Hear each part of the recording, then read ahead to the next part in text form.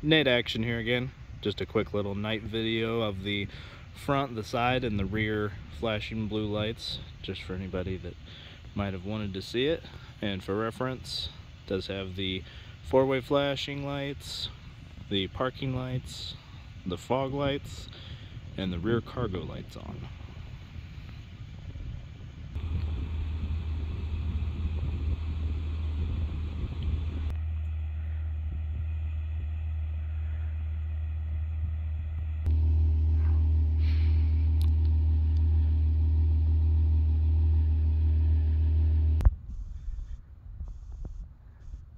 And just for fun, there it is, fully lit up.